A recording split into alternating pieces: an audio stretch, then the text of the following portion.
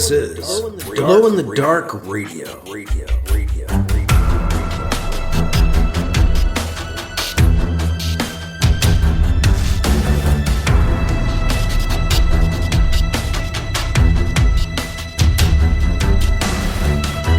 The science fiction podcast with original independent science fiction written and performed by Mike Luoma, with music by Kevin MacLeod.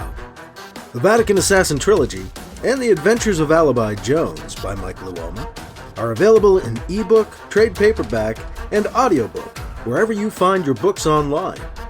Get links and details at glowinthedarkradio.com.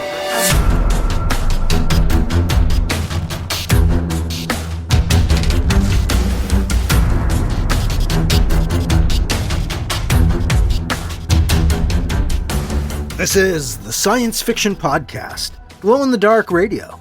I'm your host, your writer and reader, Mike Luoma, and I have Chapter 7 of Alibi Jones and the Hornet's Nest coming up on this episode. Alibi Jones is now leading an undercover Solar Alliance interplanetary force Covert-Ops team, a safe Covert-Ops team, masquerading as gray market free traders out on the fringe, on the borderlands, outside of the Solar Alliance, or just outside. Sometimes inside. Mostly outside. Alibi and his team are on their first mission, trying to gain entry to a crime lord's residence by tempting him with a possibly stolen cargo he should want, if his known appetites, as they've been reported, are correct. The Covert-Ops team has traveled to the planet Argentium, and they are now at the Dakar embassy waiting for their appointment with the crime boss, Tony Yang. Coming up in Chapter 7 of Alibi Jones and the Hornet's Nest on Glow in the Dark Radio. Back from a bit of a break. I hope you had a good holiday season. Now we're back into the thick of things as January gets underway and the new year begins, 2026. While I was on the break in Massachusetts, this news story caught my attention just before Christmas. Maybe you heard these thieves stole about $400K in lobster meat from a distributor's location in Taunton. They posed as a shipping company, picked up the meat, drove away, and disappeared. It was supposed to be going to like Costco's in the Midwest. But yeah, here we are in the middle of a story where our team is peddling a shipment of stolen lobster meat, and there it is in the news. I was wondering, did they go back in time? Just kind of wild. I don't know. Maybe it's just me, but I thought that was kind of wild. Some neat synchronicity all the same. Oh, and speaking of things that have disappeared, I'm not happy about this, I'll tell you. Alibi Jones and the Hornet's Nest, the standalone paperback, the distribution has been fucked up by Lulu, and they have not been helpful taking care of this. It goes back to last year when they were changing prices, and they sent me a notice that, like, my books were not being approved or needed to be reapproved. But that turned out to not be the case, but because I started with the first notification I got, before they had a chance to say, oh, don't worry about it, that was the Hornet's Nest. So their rejiggering of shit caused the Hornet's Nest and the two short story collections to get redone and resubmitted, and now they're not available. Lulu has not been helpful about fixing this. They've replaced their customer service with a lot of AI bullshit, and it's not customer service, really. Lulu used to be good, but I can't recommend them anymore. Not like this, not because of this. They've been going downhill. It's, that shitification thing. It seems to happen to all these internet companies. Ironically, right now, the only place you can get the paperback of this novel that we're listening to is at Lulu. Yeah, so great. Now, it is available as part of the Omnibus, and that paperback is available pretty much everywhere. But the Hornet's Nest paperback itself, a little bit of a rarity right now. I didn't mean it to be, but it kind of is. But I'm working on that. I'll let you know what happens. And we'll find out what happens in Chapter 7 of... I'm sorry. That was just too easy a segue. Alibi Jones and the Hornet's Nest, coming up next on Glow-in-the-Dark Radio. The Flesh Pulp Podcast. 3 to 10 minutes of fiction brought to you thrice weekly. 200 miles below the surface of the earth, at the terminus of a series of long-sealed caverns and interconnected shrines, under the shadow of the eternally bleeding eye, there is a crippled wreck of a man writing tales, stories of a dimension engulfed in madness. He is writing them of you. Find them all at fleshpulp.com or search for it on iTunes.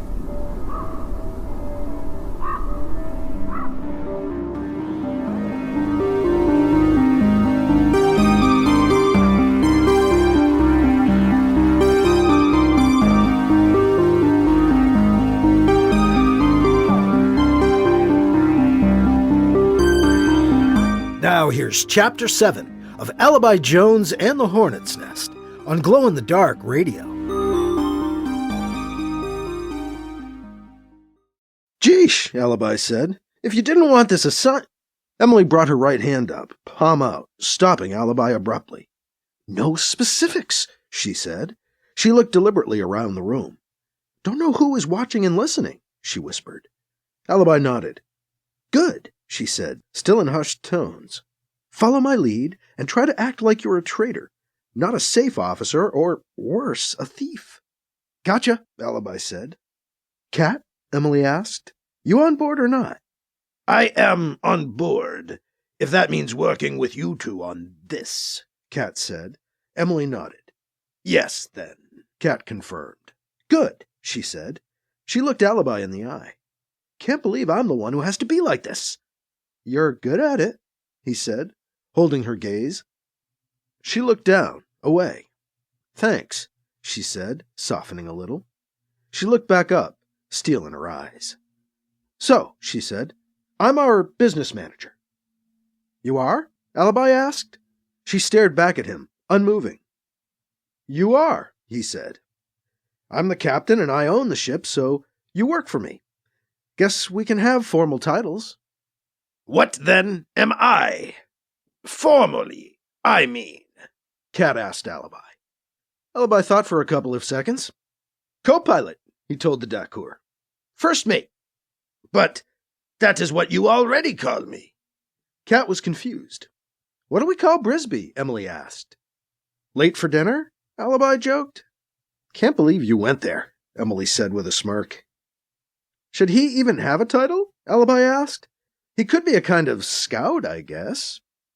That sounds military, Emily said, shaking her head. We'll just say he's a rich kid who pays to ride with us sometimes, Alibi said. Which is sort of true. Emily punched him lightly on the arm. That's not very nice, she said, in tones of mock concern. Still true, sort of. Alibi smiled. She grinned back and laughed. Verigar re-entered the room, ending the moment. It turns out Mr. Yang is ready to receive guests ahead of schedule, Verigar announced. It is dinner time, and we are welcome to see him now. Excellent, Alibi replied, standing, anxious to get moving.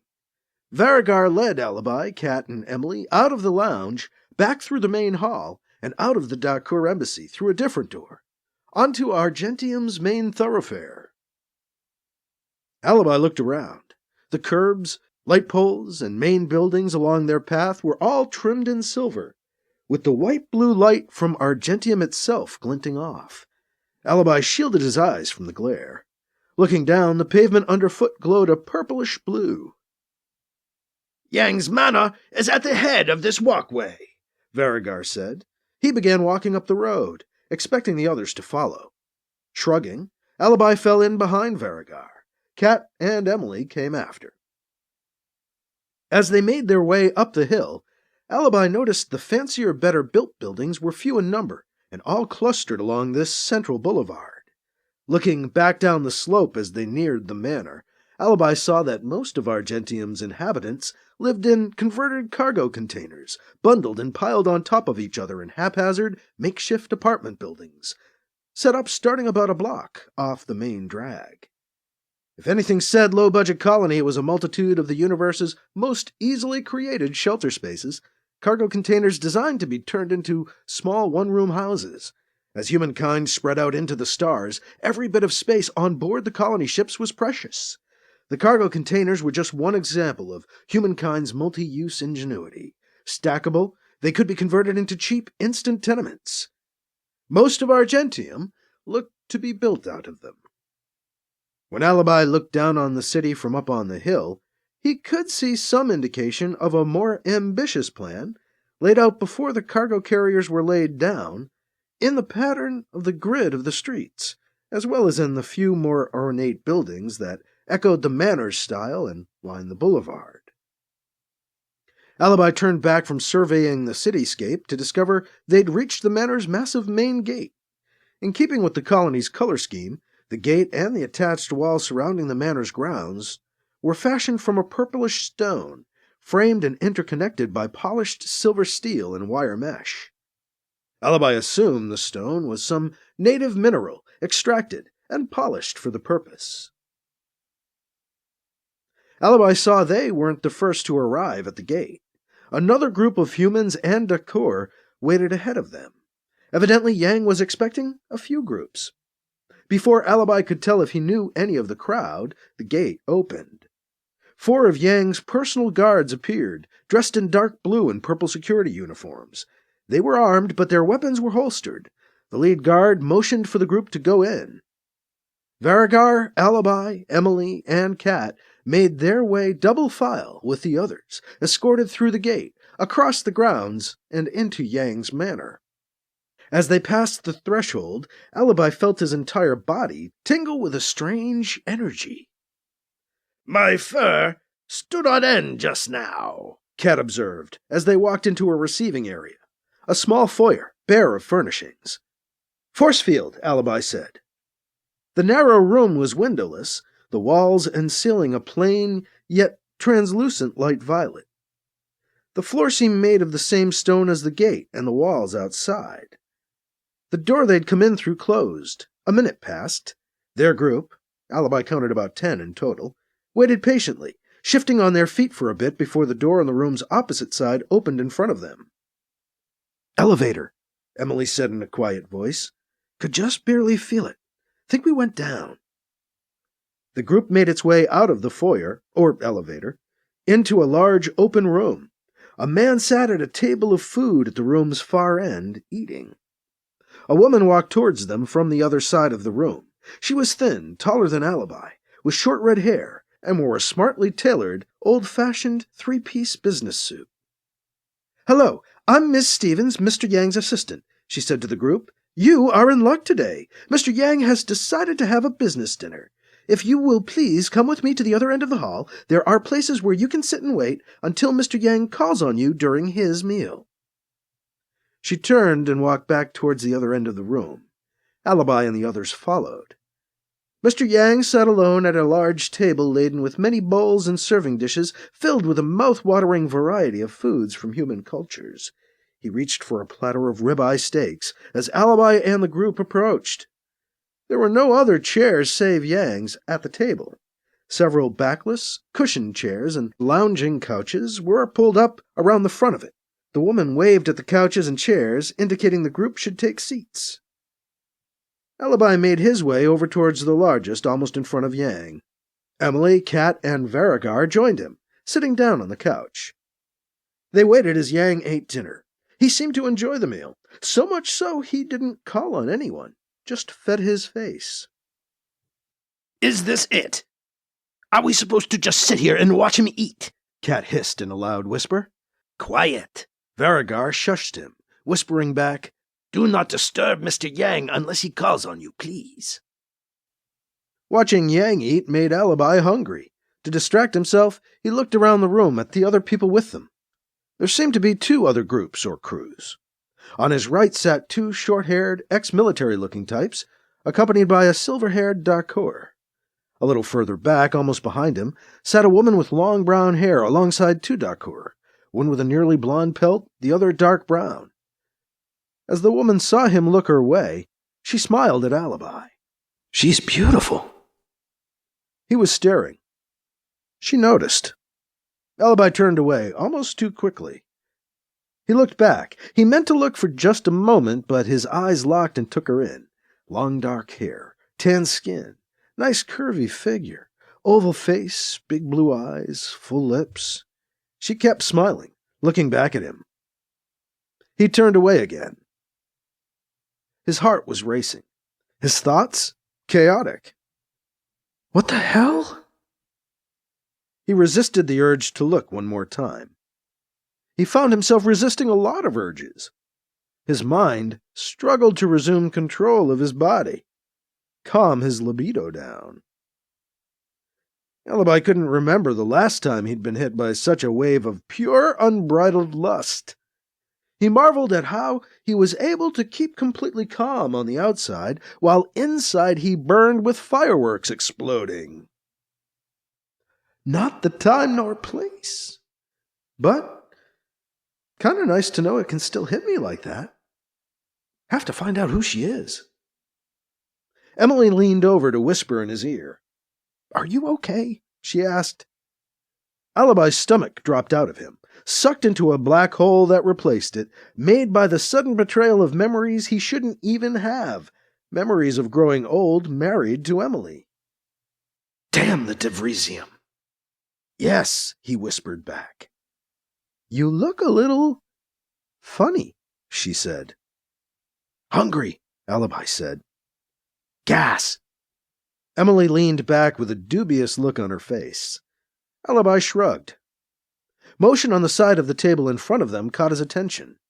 Ms. Stevens approached their couch. Do we get to speak with him now? This is your only warning, she said in a humorless monotone. No more talking. She turned and walked back into the shadows. Emily glared at him. They both looked away, and back at Yang feeding his face, a nearly constant process. Yang displayed a voracious appetite. He moved from bowl to dish to bowl, eating his way through the food piled on the table, keeping his audience waiting and watching for over an hour as he devoured his dinner in front of them. Alibi eventually allowed himself another stolen glance at the beautiful woman. He smiled when he saw her smile back at him, but he again looked away quickly. Feel like a stupid kid again. Not going to make the same mistakes as before, though. Gotta try to get to know her before thinking she's all that beautiful. Seen beauty hide some ugly insides. Okay, Yang said, finally, breaking the silence. Who's first? Laurel Eden and Company, Ms. Stevens announced.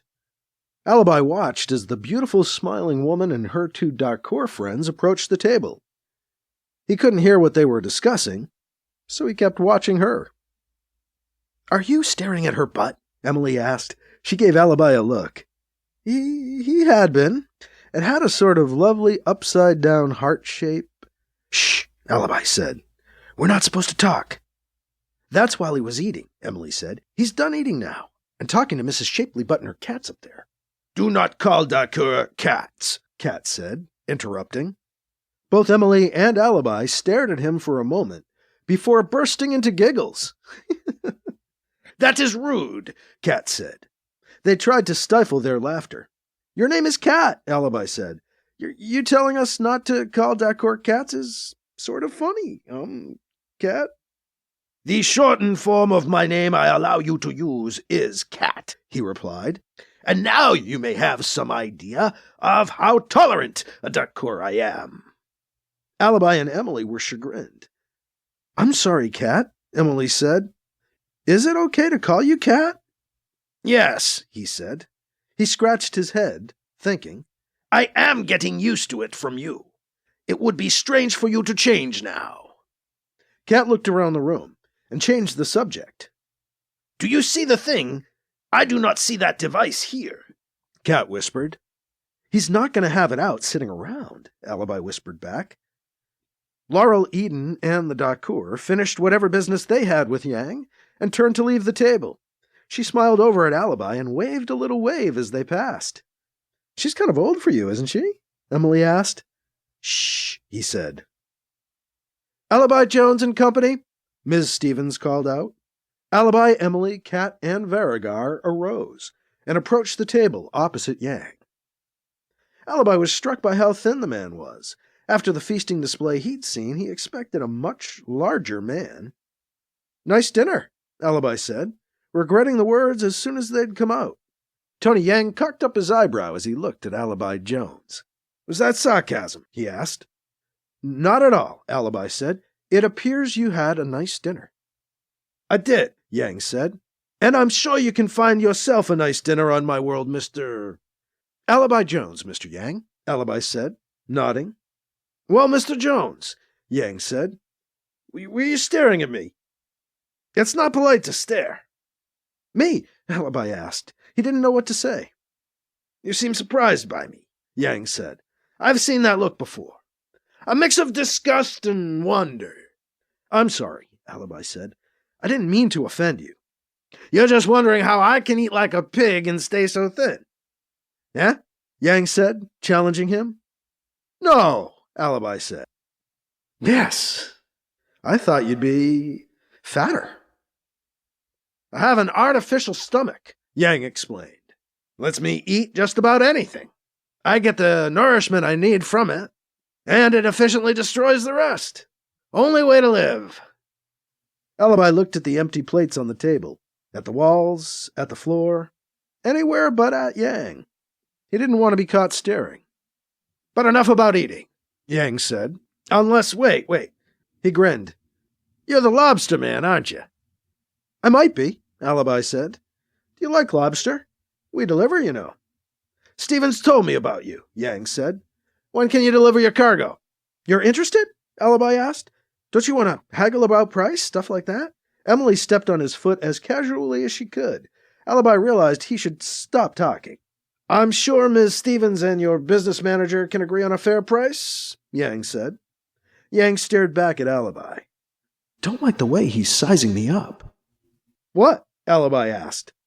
You don't look like I thought you would, Yang said. You know, Alibi Jones, destroyer of worlds and all that. Drummed out of the safe mediators. Yang laughed. Thought you'd be taller. Sorry, Alibi said. He shrugged. He didn't want to antagonize the man. There was an awkward silence. Stevens! Yang bellowed over at her. Sir? Find out how much they've got, figure out a price, and buy it unless they're unreasonable, Yang said. He looked back at Alibi. And if all goes well, maybe we can do more business, Yang said. You're new to the depot fringe. We'll see if you can survive out here, Jones. We're going to try to, Mr. Yang, Alibi said. We'd like to carry cargo off-world for you, if the opportunity arises, Emily added. Yang turned back to her, assessing her and her offer. Would you? Yang said. Well, let's see if you can deliver the goods first. If your product is quality, and it's not traceably hot, we'll see. Yang looked to his business manager. Miss Stevens? Stevens nodded. Alibi turned to Emily. Emily, you know what to do. She nodded, then went over to speak to the red-haired woman. Emily and Stevens consulted together briefly. They shook hands. Emily came back over. Let's go, she said. She turned and led the rest of them away from the table and across the hall. Are we delivering the law? Alibi started to ask as he walked alongside her, matching her step. Emily elbowed him. Alibi stopped. She kept walking with Verigar and Cat out of the hall. Alibi caught up. Hey! Shush, she told him. You've said enough for now.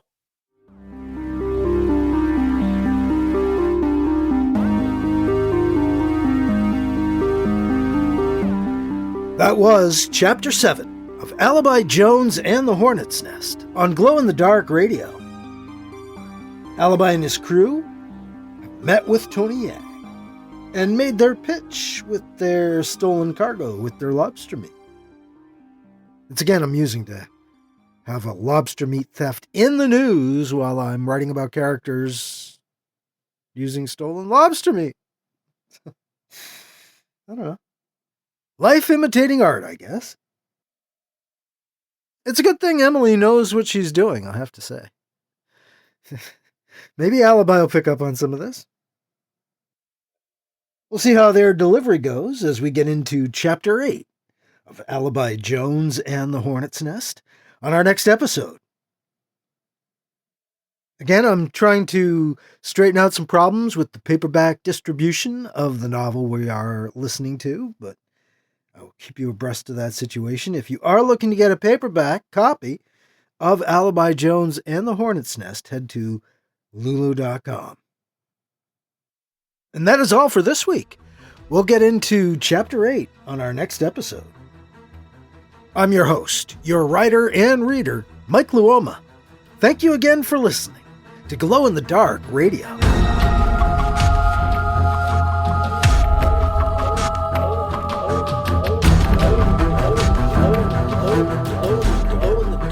Glow-in-the-Dark Radio.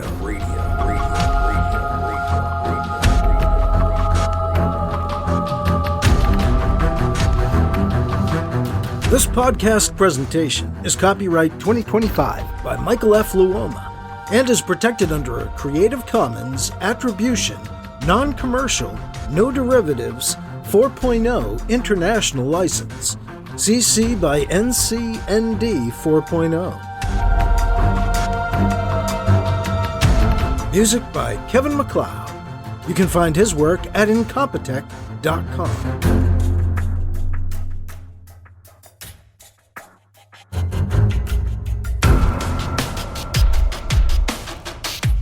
Mike's books are available in ebook, paperback, and audiobook, wherever you find books online.